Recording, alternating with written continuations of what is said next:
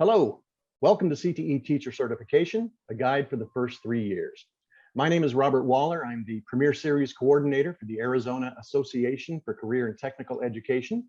I'm honored today to be joined by my colleagues, Kurt Bertelson, Professional Development Director for Pima JTED, and Joel Wakefield, Director of Professional Development for WestMech. During today's presentation, we're going to take you step by step through the process of becoming CTE certified and removing deficiencies from your CTE teaching certificate. During the presentation, we'll examine the various pathways through which individuals can become CTE certified. We'll look at the different CTE programs and certification options for each of them. We'll examine post-certification requirements and supports, and much more.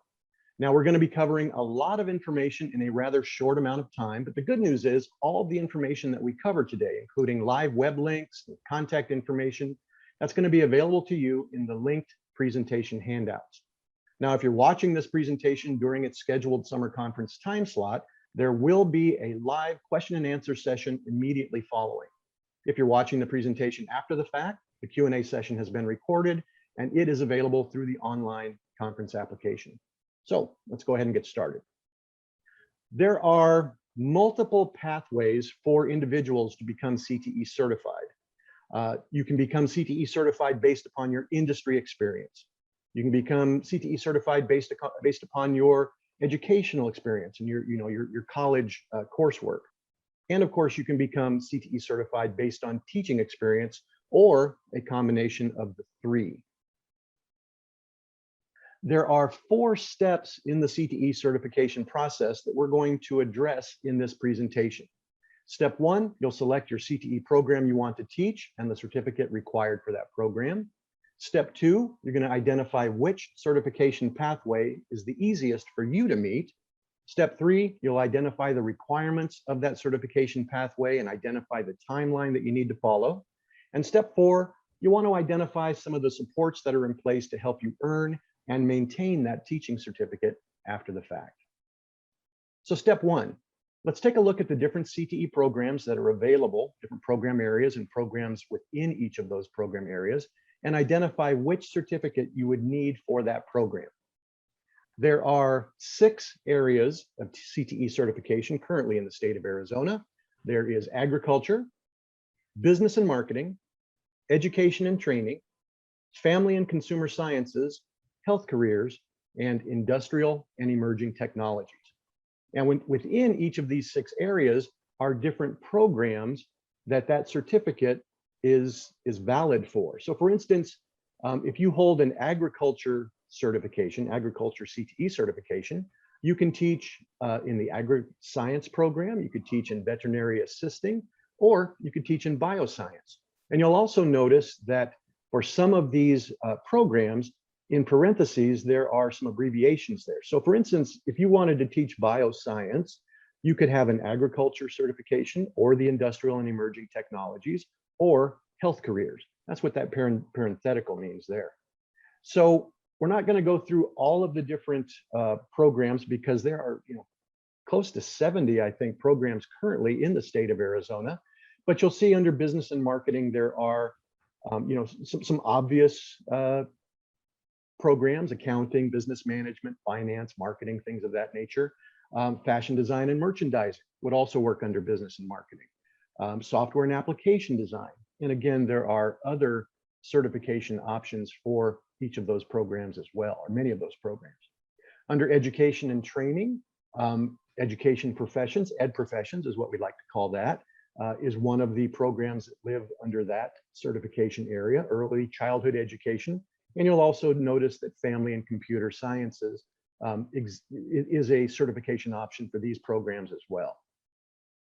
Under the family and consumer sciences, what we refer to as FACS frequently, you'll see that there are multiple program areas: fashion design and merchandising. Culinary arts is a very big and very successful program throughout the state, early childhood education, and others. Health careers, again, probably one of the fastest growing program areas in the state. Dental assisting, home health aides. You'll see that there are a number of different program areas here. Sports medicine and rehabilitation is a very popular and successful program at many of our schools across the state. Industrial and emerging technologies, this is the elephant in the room, if you will, because there are so many different programs that live under this program area. Architectural drafting, automotive technologies, anything related to graphic design, photography, filmmaking, things of that nature, cosmetology, construction, electronics, engineering, fire science, stagecraft, network security, all of these, if you hold an industrial and emerging technologies certificate, you are eligible to teach within these program areas. So next up, I'm going to turn it over to Kurt. Kurt will be identifying which certification pathway is easiest to meet based upon your own requirements. Kurt? Thank you, Robert, and good morning, everyone. I hope that you're enjoying the conference, and we're just excited to spend some time with you, kind of helping you navigate this whole certification process. So step 2 says we need to identify really what is the simplest, the easiest pathway for you. And we have 7 options. It's 6. We're going to look at option A first. Option A is for those of you that want to enter the teaching profession based on a bachelor's degree that is related to the CTE program that you want to teach. Maybe your bachelor's is in architecture and you want to teach drafting, or your bachelor's degree is in drama and you want to teach stagecraft, okay? So that's one pathway by which you can enter the teaching profession. We'll talk about the specific details in a little bit, like what do I have to do? But for right now, just know that that's one of the options. Option B is a wonderful option for those of you that are already fully certified teachers, but you also want to teach career and tech ed. An example would be your CTE director comes to you as a math teacher and says, I'd like you to teach engineering in the future. Well, there's a pretty simple pathway for you because you're already a fully certified teacher. We'll go into those details in just a little bit, but that's the second pathway. A third pathway, option C, is based exclusively on your industry experience. And in option C, the requirement is that you have 6,000 hours, which is roughly 3 years of full-time work in the field that you want to teach. Okay, so let's move on to option D. D comes after C, right? Yeah, okay. So D is not going to be probably any of you. It's possible, but really the only program in the state is agriculture education that puts out CTE teachers. Long ago, NAU and ASU both had programs, and the U of A, to put out industrial arts teachers and fax ed teachers, etc. Currently, the only program is agriculture education at the U of A. So option D is very unlikely for you. Option E is that you are fully certified in another state and you simply want to transfer that certification to the state of Arizona. Okay. And then we have one final option, option F. Option F is relatively new. It was passed by the state legislature to help address the teacher shortage in the state of Arizona. It allows a person who meets 2 requirements to become fully certified. The first requirement is 5 years of verifiable full-time work experience.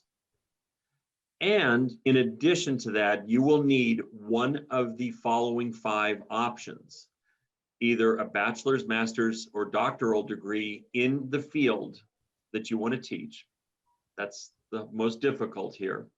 Or B says any bachelor's, but 24 semester hours have to be related to the CTE program that you plan on teaching in. Option C here is that you have an associate's degree related to the CTE program that you want to teach. Option D is that you have an industry certification related to the program you want to teach. I want to stop on this one for a moment because this one's a little bit more difficult to kind of like put your finger on. What certification counts? If I want to be a nursing instructor, does my CPR certification count? Well, probably not. The only way you're going to find out is to contact the program specialist at the Department of Education. In the CTE division, there is a program specialist for the CTE program you want to teach, and they will determine whether it is robust enough or not to count. So no, they wouldn't count CPR. Anyone can go down on a Saturday morning to the local YMCA and become certified in a couple of hours. They're looking at a certification that really ensures that you have the skills necessary to teach this comprehensive nursing program at a high school level, or whatever program it is, welding, etc. Okay. And then option E, as listed on this slide, is that you have taught for the last 2 consecutive years in a total of at least 3 years in a post-secondary institution, community college, trade school, university, etc. So if you meet the 5 years of full-time work experience and either A, B, C, D, or E, then you can be fully certified, and there are no additional requirements beyond that. Okay. So with that said, I'm going to turn it over to Joel. Well, good morning, and thank you everyone for your time today. Every time I talk through certification, I learn a new thing. So I'm hoping that although you might have already worked through this, you're also learning. So I'm going to talk a little bit about identifying the requirements that each of those options have, as well as the timelines that you need to be mindful of as you think about certification. So you've already decided and worked on the CTE program that you're interested in teaching. And you've chosen the most logical certification pathway, as Kurt has just explained some of these things. And so now let's take a little deeper dive into some of the requirements for each of those. So we're going to look at option A to start with. And what we've done here is you'll see that we're talking about industrial and emerging technologies, but these requirements for option A are consistent for all of the different pathways. So you would just replace that with health careers, for example. If you're going to go option A, you'll see that you need official transcripts that demonstrate that you have a degree, and then demonstrating that there are 30 hours of coursework in the area that you're teaching. And then in just a little bit, Kurt will talk a little bit more about what's considered verified work experience and how you show that. But you would have to demonstrate that you have 240 hours of verified work experience. In addition, you will have some of these, what they call deficiencies. So you'll be able to be certified, but within the first 3 years of the issuance of your certificate, you will have some time to make up some of these deficiencies. That means that you can go and you can teach, you can be employed with a certificate with the understanding that you'll spend the next 3 years working on some of these deficiencies. The first, you'll see there's 15 semester hours of coursework in a long list of these different areas. It could be the methods of teaching CTE, how to design a lesson. It could be how to work with classroom management or working with different types of students. There's a wide variety of courses that you can take. There are a couple ways that you can take those. The 15 semester hours equals 1 semester hour per credit. So if you have a 3-credit college course, if you want to go to a university or a community college, it's a 3-credit course. At the completion of that, that would be 3 credits, and you would have to take 5 of those courses. There is another pathway that you can take that's been available, that's been approved by the Arizona Department of Education, and that's considered taking some of what's called the Premier Series courses. And all of these courses are essentially 8-hour courses. There is a number of platforms now that many of them have been virtual. They can be taken virtually in some cases or in person in some cases with a full day of training. And then you complete some homework to then equal a 15-hour course, which would be one of the courses. Each of these different options have a similar number of requirements. The second deficiency that you would have is you would have to then take the NES Professional Knowledge Secondary Exam. And that's a test that you would take through a Pearson testing site, and where you would go and then sit for that test. We recommend that you don't take it right away, that you take the experience that you have from teaching to then use that experience, as well as some of these other courses that you're taking of these 15 semester hours, to gain that knowledge to equip you to take the test.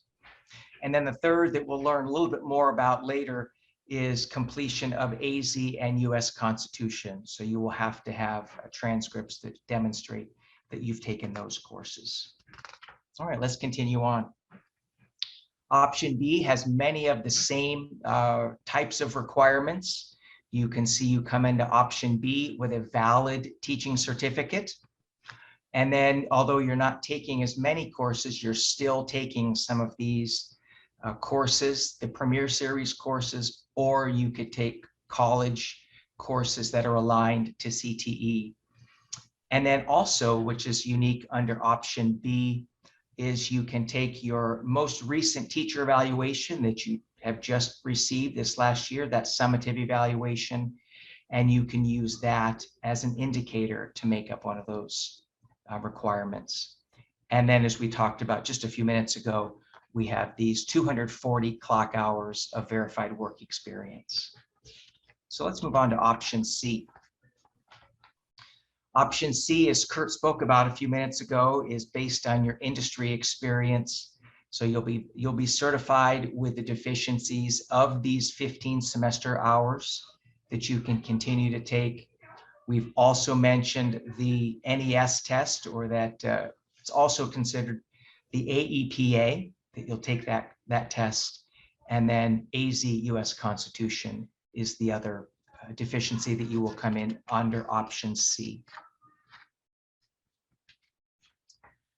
And then D, you can see that there are other requirements under option D. Bachelor's degree or more advanced degree that includes the completion of a board-approved CTE industrial teacher prep program. And again, we've talked a little bit about this verified work experience. Understanding that on 3 and 4, you've got to, again, take the NES test or consider the AEPA, and then the completion of AZ US Constitution. And we'll recommend a great place to take those courses coming up.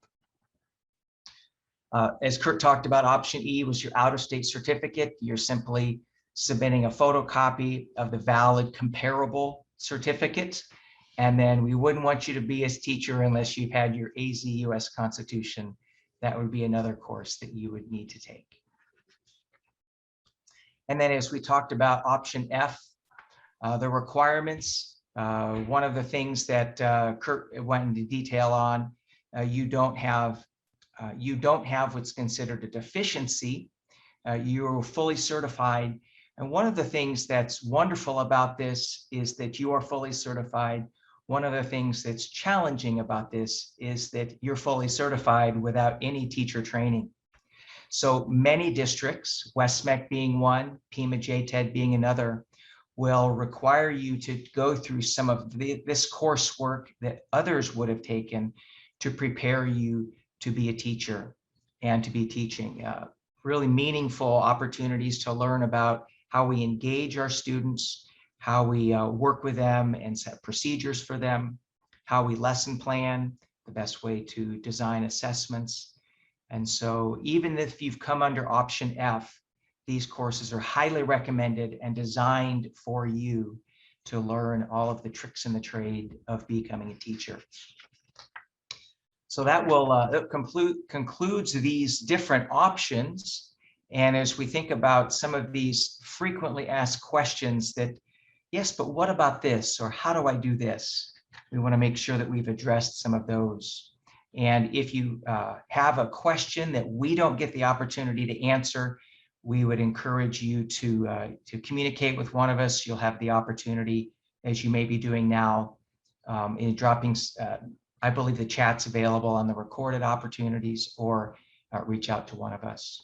One of the first things is, okay, now that I've done all this and made these decisions, how do I apply? What is my next step? There was a day when you could go down to ADE and turn everything in, but currently we are utilizing two different options. One is a paper option, where you would then complete all of the application. You would print everything, complete the full application, all the verifications, get all of your transcripts ready with all of those items, and then you would simply mail it in. So what Robert is showing you here is an example of the application that you would complete. It's multiple pages. This is a fillable document that you simply can fill out online, print, and then this would become completed and then sent in via US mail. So that's one of the first options that you have. The second option is the online option. And if you have not, will need to create an account, and the links for this will be available for you. You'll create an account at the Arizona Department of Education, and you can go in there, and you do not have to complete the paper application if you go this route. So the application will take you through each of the steps that you would complete had you done it in paper.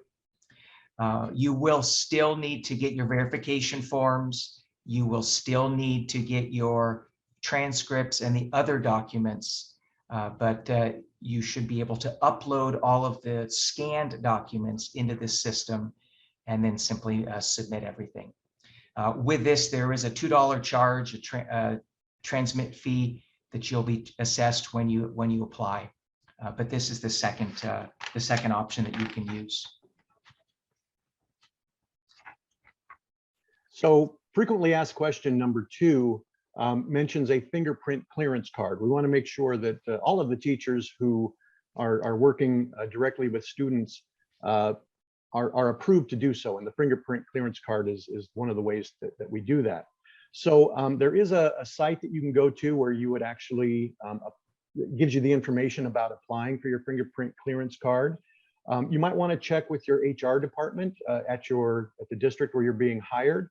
I know many districts can actually do the entire process in-house. They can take your fingerprints and transmit them to the appropriate agency to verify that you don't have any sort of a criminal record.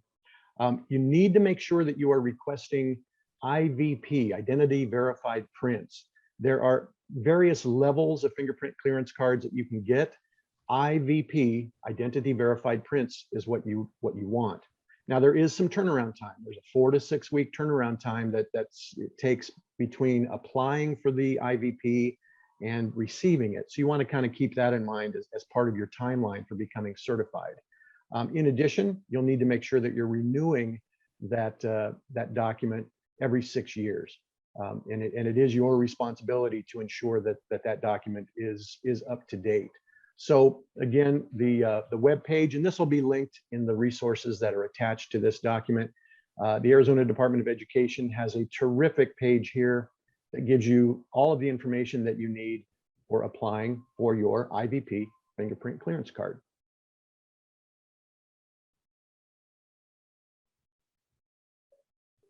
Kurt, how do they verify their work experience?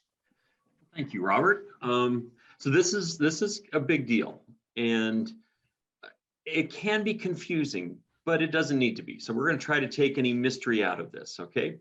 There is a form that must be submitted. It's called the Verification of Occupational Experience Form, and the link is right here.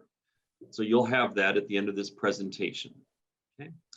Now, this form, you might end up needing to submit multiple forms. For example, let's say you wanted to come in under option F, which requires 5 years of full-time work experience. That might be from 2 employers or 3 employers. So you might have to fill out 2 or 3 forms, okay? So multiple forms may be required because there might have been multiple jobs that cobbled together a total of 6,000 hours for option C or 5 years for option F. The hours can be paid or unpaid. Interesting, right? So they don't necessarily have to have been paid work. The hours don't expire. So the hours that I spent harvesting manna with Moses in the wilderness will still count for me to be an ag teacher. So don't worry about the fact they were 20 years ago. They still count. But the final bullet is the one I want to focus on, okay? One of the most difficult challenges sometimes is finding that person who can verify your work experience.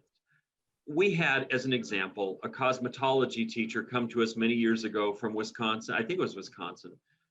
And she couldn't verify the work experience. The reason she moved here was the owner of the salon had passed away, and it was a little mom and pop business. There was no one to verify the work experience. And so there's an easy solution for that, okay? The form, this verification of occupational experience form, can be filled out by the former employer. And they can simply fill it out and submit it. That's one option. That's really easy, really clean. But the other option is the superintendent, and we know the superintendent's not actually going to fill out the form. Someone in the HR department or possibly your CTE director will fill out this form and set it on the desk of the superintendent, who will sign it, okay? But the school district can verify your work experience. You would simply be required to satisfy their request for some kind of verification, some kind of documentation. Some districts have said, well, do you have W-2 forms? Do you have tax returns? What do you have that shows proof or evidence that in fact you did work over that span of time in the industry? And if you satisfy their requirement, whatever that is, and it could vary from district to district, then they will sign off on that form. And so once again, you can submit multiple forms. They can be filled out either by a former employer or by the current school district that is planning on hiring you based on the evidence you show them, proving that you in fact have that work experience. And thank you very much. Back to you. I think over to Joel, actually. Yes, I'm talking about official transcripts. And one of the things I'll just add a note, which we talk about the verification, is that I recommend that teachers complete all the top portion themselves. So they're writing the narrative, they're completing all those pieces, but they don't sign the bottom. You're not verifying that you did this. The person, the employer or the superintendent, whoever that might be, is verifying that. So just, I know I've had people fill them out incorrectly and then they have to redo them. So that's just one of the pieces that we want to make sure that you do correctly. So thank you. So let's talk a little bit about these transcripts. As with many post-secondary institutions, they require official transcripts. So when it says that you have to submit official transcripts, then you do need to do that. Many times the certification department will look over transcripts unofficially just to give you some advice, but they need to have those submitted. So as I talked about creating this online account, this would be something that you would have to send in, or if you could mail these in even though you applied online, or you can email them to certification or have them emailed from the institution in which you receive your degree. So make sure that they are official, and there are a couple ways that you can get these to the Department of Education. Please remember that if you have official transcripts and then you've opened them, they no longer are official. So we need to make sure that they are the unopened version. And I'll pass it back to Robert as he talks about the next frequently asked question. So thank you, Joel. Both of my colleagues have talked about this notion of deficiencies on your teaching certificate. Most of the teaching certificate options require coursework in professional knowledge in career and technical education. Not all of them, but most of them. So you have this 3-year window where you're required to take these courses, right? How and where can you get these courses? Well, as Joel pointed out, you can certainly take them through various colleges or universities, right? You can do that.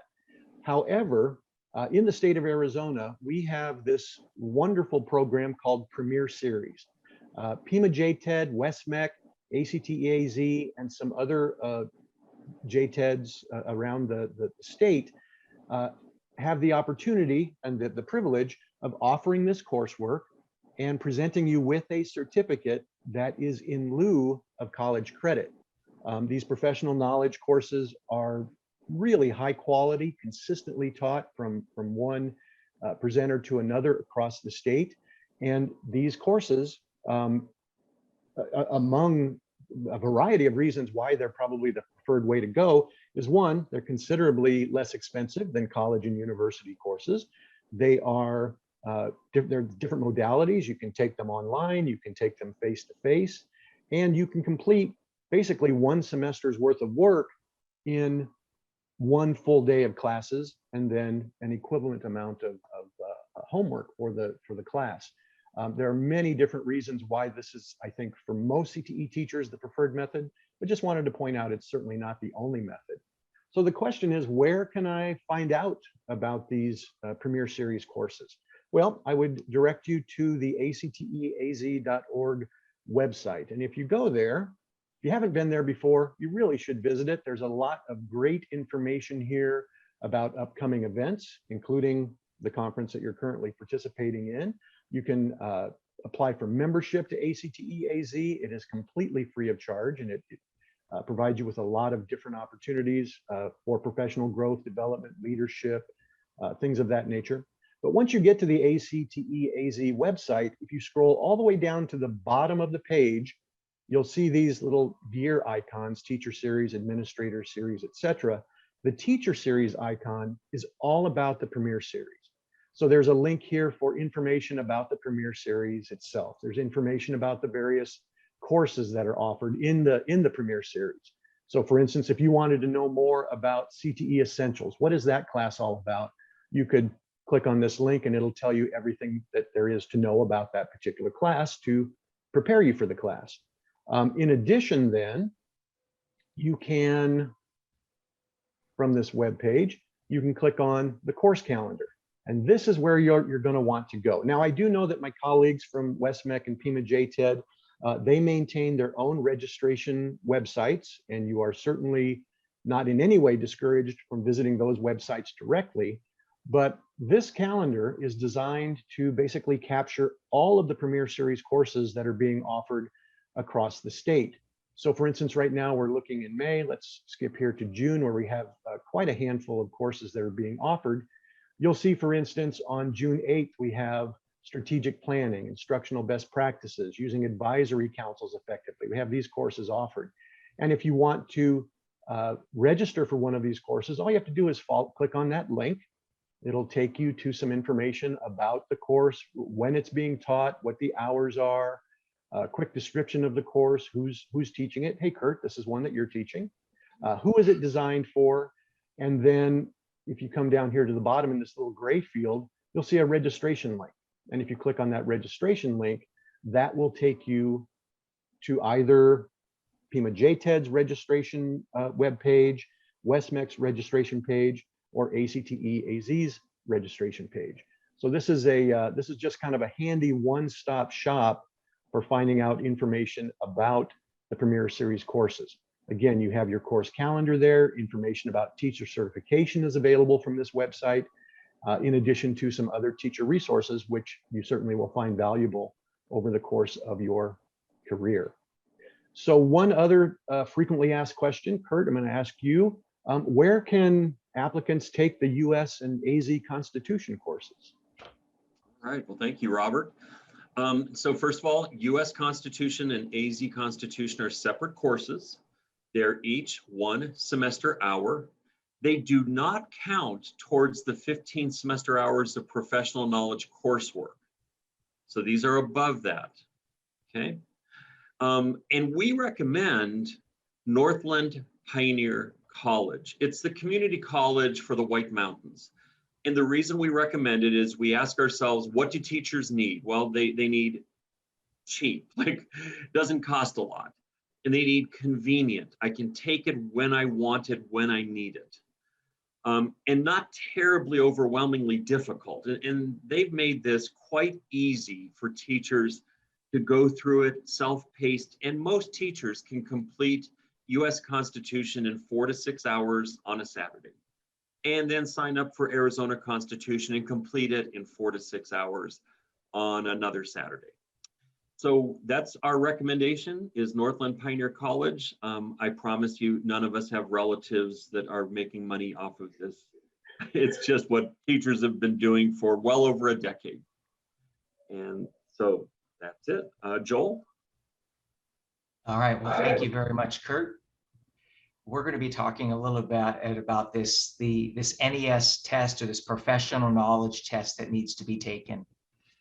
So this is a test that's given that covers 3 primary domains. It talks a little bit about human growth and development, and this idea of how we grow and develop, what students are like at their different ages, stages of adolescence. And then the second domain talks quite a bit about these Premier Series courses, how we design, how we plan, how we teach, how we work with families, and so forth.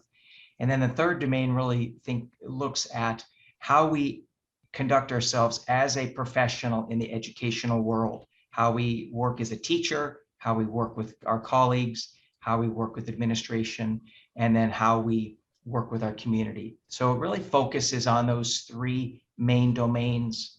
And that's why I recommend that you get some experience of teaching and then utilize the Premier Series coursework or other coursework to help you with some of that. But in addition, Robert is showing you here the site. It's a Pearson test that you can take. You'll go and you'll sign up online to take this, and you will have a multiple choice question, and then you will have an essay question that you'll have 2 essays that you'll complete.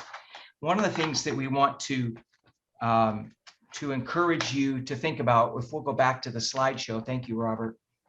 Our goal is to provide you the opportunity to not have to take this if best possible. And the timing of when you get certified will be very important. So you can either take this test, or you can have 3 years of full-time teaching experience in any state, including Arizona. And then you'll submit this form in lieu of taking the test. And so the timing of when you get certified is very important. So as you think about getting all of your documentation ready and waiting until June until you apply for that certificate, then if you apply in June, you would essentially start your teaching in August, and then you would have 3 years of teaching, your first year, August to July or June, then again, August until June, and then your 3rd year.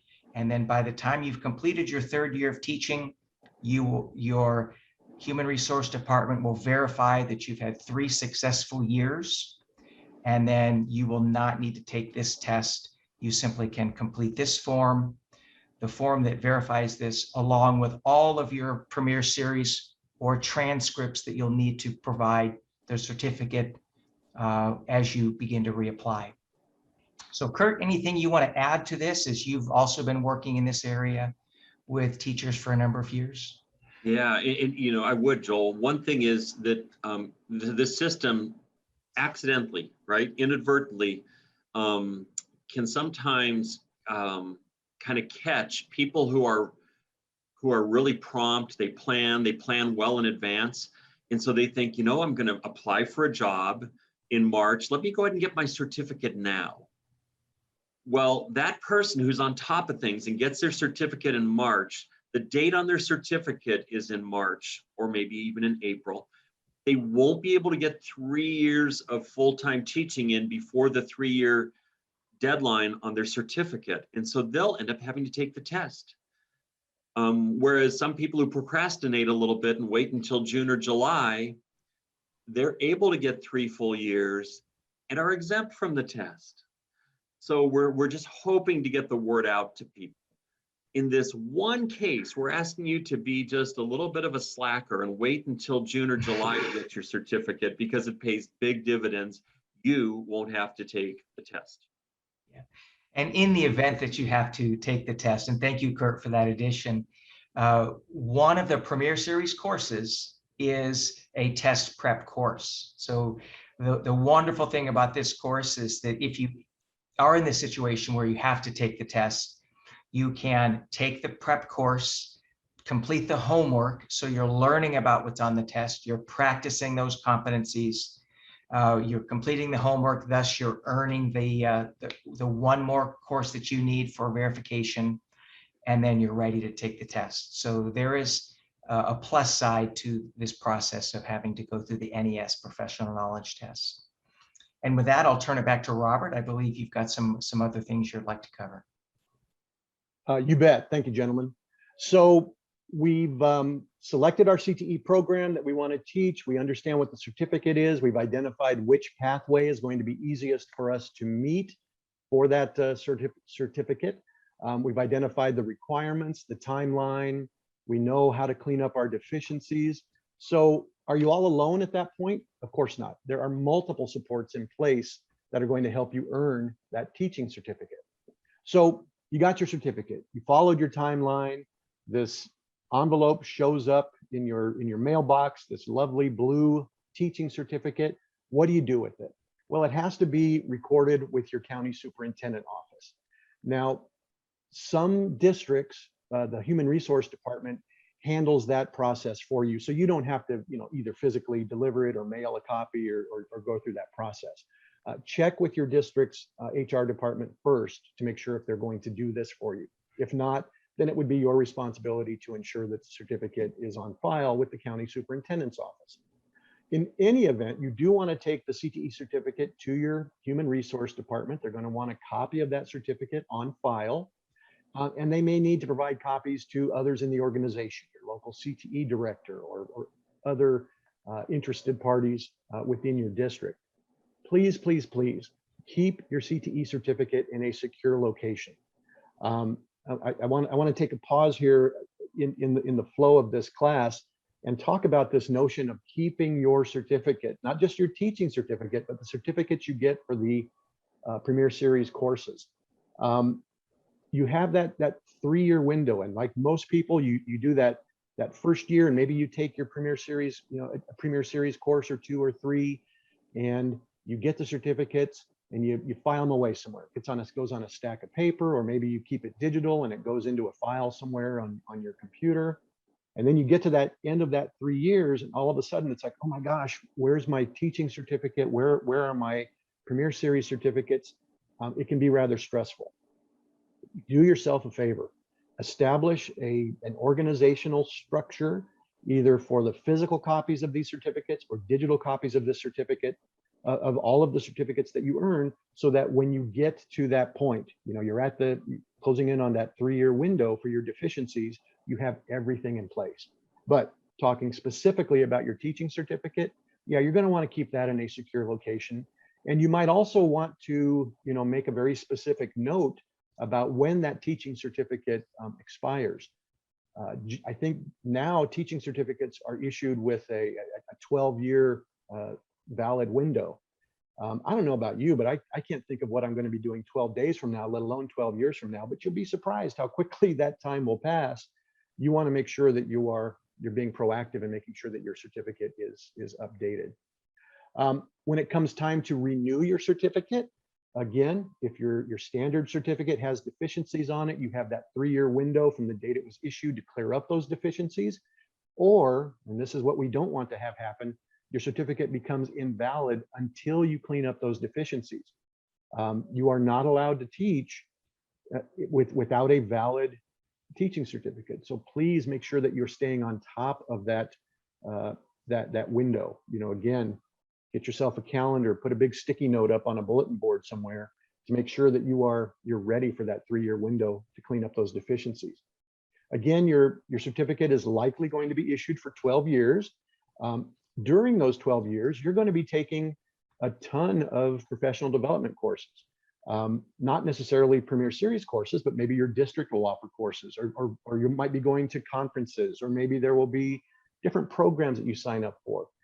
Each of them are going to be giving you a certificate, basically of attendance and participation, that says you participated in this conference, and so you have 15 hours worth of credit, right? You want to save those because you do need to have an average of 15 hours per year of professional development to renew your certificate every 12 years. Again, I can't stress enough how important it is for you to keep track of these certificates and keep them on file, because you get to those 12 years, you don't have those certificates, it's going to be a scramble to kind of pull those together. But again, you need the Premier Series certificates. You'll need those to eliminate the deficiencies on your teaching certificate, but then you're also going to want to keep other professional development certificates that you receive over the course of your career to use those for recertification process. Again, we talked about the Premier Series courses. We looked at the website where you can find a description of the courses. You can see the course calendar, when the courses are being offered. And then of course, there's registration links that you can follow to register for all of the classes. We've designed everything to be as simple and trouble-free as possible, but if you do run into a hiccup, there are different resources that you can follow, and this information will be in the handout that's going to be attached to this presentation. For PIMA JTED, you want to contact Mary Andrade. There's her email and her phone number.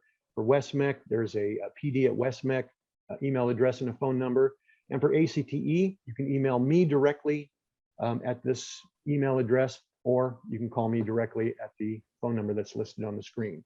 Again, all of this will be in the documentation that is attached to this presentation in the Hula app. Let's say you need some certification assistance that goes beyond what any of us here on this presentation can handle for you. Maybe you have some specific questions that we didn't cover in this presentation, or you need some additional assistance. We would refer you to Joe Greco. Joe works at the Arizona Department of Education in the certification office. He is the local expert in CTE certification. If he doesn't know it, then nobody knows it, quite frankly. His phone number is listed here on screen along with his email address. He's super friendly, super busy, right? But you can reach out to Joe if you have a certification question or you need some assistance. Maybe you just want a little bit of stewardship, hand-holding, if you will, through this process. Joe is there to answer these questions for you. So please reach out to him. You can also, of course, reach out to any of us. You can reach out to myself, Robert Waller, through ACTE-AZ. My email address is listed here. Gentlemen, Kurt, Joel, I assume that you are more than happy to answer any questions from anybody, whether they are in your particular JTED or not. Am I correct? Absolutely. By all means, yes. Perfect. So again, you're not alone in this process at all. There are, some hoops you have to jump through. No, I'm not going to lie to you about that. There's some tasks that need to be completed, but they are very clearly laid out through the Department of Education. Hopefully we've answered a lot of those questions for you here, but if you still have questions and you are watching this presentation during its scheduled time for the conference, there will be a live Q&A immediately following. If you are watching this after the fact, the Q&A has been recorded and maybe that question will be answered there. But again, if you have any remaining questions, please reach out to any of us, reach out to Joe Greco. We are here to help. So thank you so much for joining us today for this presentation. We hope you continue to enjoy the Arizona CTE conference. We look forward to meeting you in person and helping you and celebrating with you your successes as CTE teachers. Thanks so much for being here. We look forward to seeing you soon. Bye-bye. Have a good afternoon. Take care.